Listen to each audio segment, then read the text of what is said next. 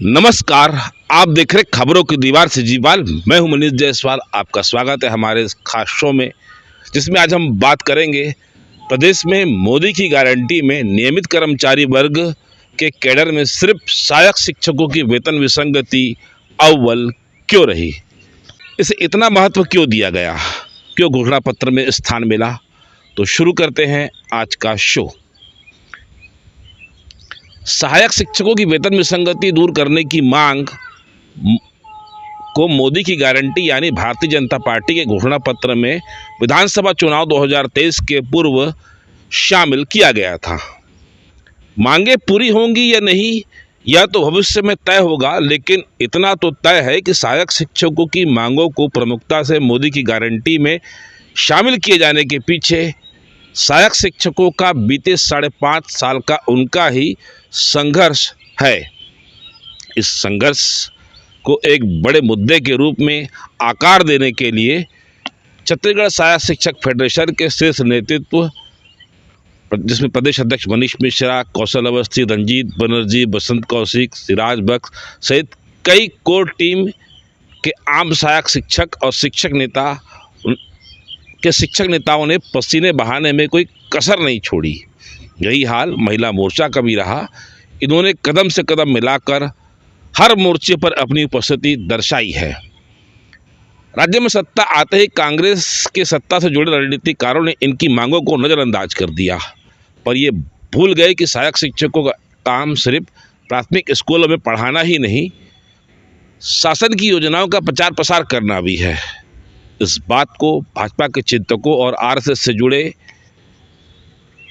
लोगों ने समझा कि शहर शहर गांव गांव इस वर्ग के लाभ हानि के गणित को अपने पक्ष में कैसे शामिल किया जाए।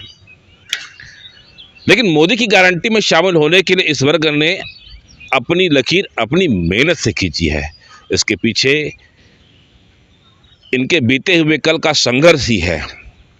शिक्षकों के संविलियन के बाद बिलासपुर के कोनेर गार्डन में एक आम सी बैठक हुई, जिसमें शिव सारथी, रंजीत बनर्जी, अश्वनी कुर्रे सहित कई अन्य सहायक शिक्षकों ने एक रणनीति तय की। उसके बाद राजधानी रायपुर में जाकेश साहू, इदरीस खान, मनीष मिश्रा, कौशल अवस्थी, बसंत कौशिक सहित चुनिंदा सहायक शिक्षकों और सहायक शिक्षक नेताओं ने रायपुर में हक के लड़ने के लिए एक रणनीति बनाई। उसके बाद शुरू हुआ सहायक शिक्षकों का संघर्ष।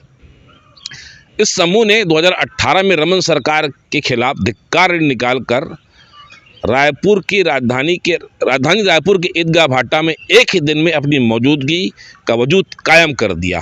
नामचीन शिक्षक संगठनों के सहायक शिक्षक टूटकर सहायक शिक्षक मंच के रूप में एकत्र हुए।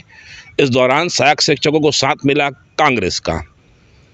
तत्कालीन कांग्रेस प्रदेश अध्यक्ष और पूर्व मुख्यमंत्री भूपेश बघेल सहायक शिक्षकों के बीच आए और उनकी मांगों का समर्थन किया, और उन्होंने वही कहा जो सहायक शिक्षक अक्सर कहते आए हैं।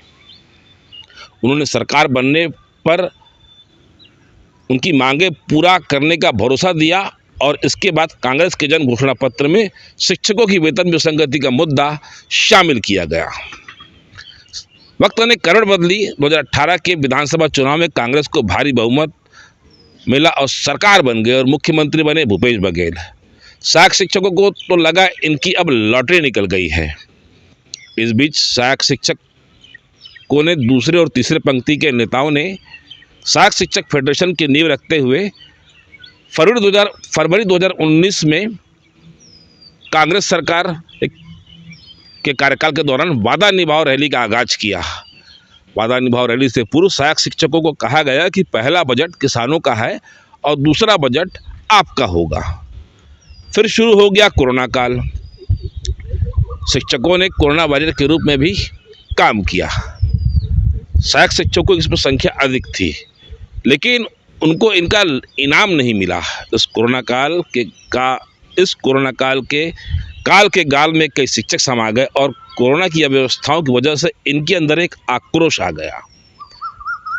कुछ बताना चाह रहे थे जो कोविड के कम होने के बाद, जो तमाम तरह की पाबंदियां खत्म होने के बाद दिखाई दिया। सहायक शिक्षकों ने 5 साल सत्ताधारी कांग्रेस के खिलाफ विपक्ष का रोल अदा किया। फेडरेशन के बैनर तले बैक टू बैक कई आंदोलन हुए। 1 दिवसीय आंदोलन, फिर 5 दिवसीय, फिर ब्लॉक स्तरीय, फिर जिला स्तरीय, फिर राज्य स्तरीय 18 दिन का अनिश्चितकालीन आंदोलन शामिल था।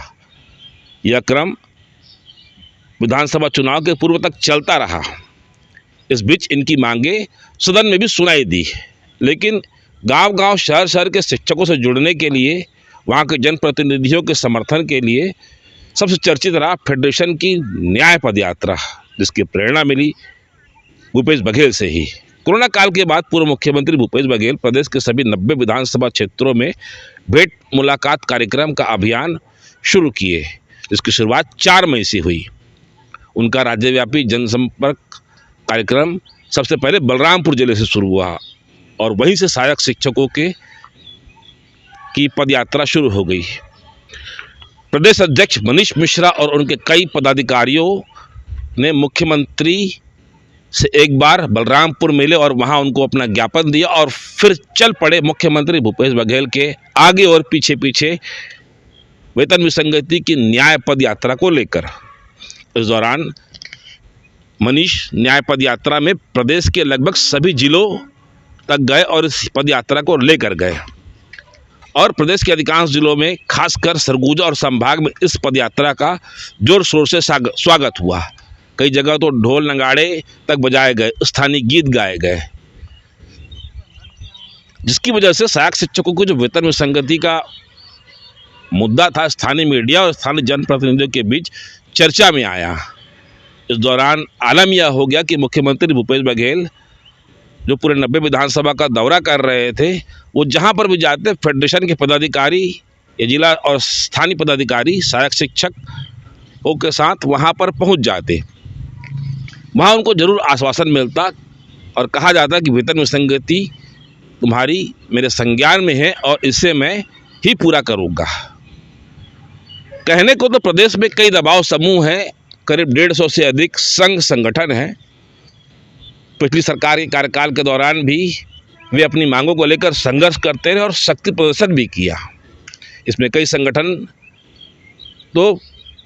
संगठन ऐसे जिनकी संख्या बल भी बहुत अधिक है, लेकिन सहायक शिक्षक फेडरेशन के बैनर तले रमन सरकार के कार्यकाल के 4 महीने और भूपेश बघेल सरकार के कार्यकाल के लगभग 5 साल शासन, प्रशासन और प्रदेश की सियासत में यह वर्ग अपनी उपस्थिति हर समय दर्शाता रहा।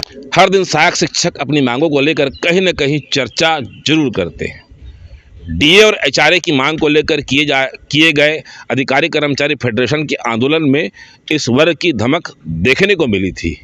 2023 के विधानसभा चुनाव के पूर्व 71 कांग्रेस के विधायक और मंत्री थे। इसमें अधिकांश विधायकों से सहायक शिक्षकों के समूह कई बार मिल चुका था, अपनी मांगों का ज्ञापन दे चुका था। फिर भी कांग्रेस सरकार के कार्यकाल में इनकी मांगें पूरी नहीं हुई। समय का पहिया घूमकर वापस वहीं पहुंच गया। वेतन विसंगति दूर तो नहीं हुई और अगली पारी मंजूर भी नहीं हुई। ये नारा एक टोटका हो गया। पूर्व रमन सरकार के कार्यकाल में यह नारा था और कांग्रेस की सरकार काल में भी यह नारा प्रभावी रूप से था। अब यह नारा विष्णुदेव सरकार के कार्यकाल में भी जारी है और तब तक जारी रहेगा जब तक इस विषय पर कोई ठोस निर्णय नहीं लिया जाता। मोदी की गारंटी में सहायक शिक्षकों का एक नया वर्ग अब खड़ा हो गया है। इससे भूपेश बघेल सरकार के कार्यकाल में की गई नई शिक्षक भर्ती में शामिल किया गया था, क्योंकि ये लोग वही मान रहे थे कि वर्ग 1 और 2 का वेतन अधिक है और वर्ग 3 का वेतन कम है। इसमें वेतन विसंगति है और यही हाल अब आगे भी होने वाला है, क्योंकि विष्णुदेव साय सरकार भी सहायक शिक्षकों की भर्ती करने वाली है और वहाँ पर भी यह मुद्दा बना रहेगा। इधर विधानसभा चुनाव के पूर्व भाजपा 13 सीटों पर सिमटी हुई थी। विधानसभा चुनाव 2023 के मद्देनजर छत्तीसगढ़ में भाजपा ने चुनावी घोषणा पत्र समिति गठित की। तत्कालीन प्रदेश अध्यक्ष अरुण साव ने दुर्ग के लोकसभा सदस्य विजय बघेल को समिति का संयोजक बनाया। इसमें सह-संयोजक के रूप में राज्यसभा सदस्य रामविचार नेताम और पूर्व मंत्री अमर अग्रवाल और विधायक शिवरतन शर्मा को नियुक्त किया गया और सहायक शिक्षक इन सब पदाधिकारियों से मिलते रहे, इनको ज्ञापन दिया, इनको अपनी समस्या बताई आंदोलन के दौरान भी घोषणा पत्र समिति के सदस्य और संयोजक आंदोलन के दौरान भी घोषणा पत्र समिति के संयोजक और इसके सदस्य सहायक शिक्षकों से मिले, जहां इन्हें भरोसा ही मिला भाजपा की सत्ता वापसी के लिए मोदी की गारंटी के रूप में। सहायक शिक्षकों की वेतन विसंगति को घोषणा पत्र में महत्वपूर्ण स्थान मिल गया। सहायक शिक्षकों ने अपनी मांगों को मोदी की गारंटी पर देखते हुए विश्वास भी जताया, जो कि पोस्टल बैलेट के परिणामों में कहीं न कहीं दिखाई दिया, ऐसा इस वर्ग का मानना भी है। कांग्रेस सरकार की वादा खिलाफी से नाराज होकर कहीं न कहीं सहायक शिक्षकों ने और शिक्षकों ने किसानों को धान का गणित समझा दिया, ऐसा माना जा रहा है। इस वर्ग की निगाहें अब इस सरकार पर है। वेतन विसंगति दूर कब होगी, या फिर एक बार इनके साथ किया गया वादा ही रहेगा। फिलहाल आज बस इतना ही। अगर आपको हमारी खबर अच्छी लगे तो लाइक, सब्सक्राइब, शेयर जरूर करें। सीजीवाल से मनीष जायसवाल की रिपोर्ट। धन्यवाद।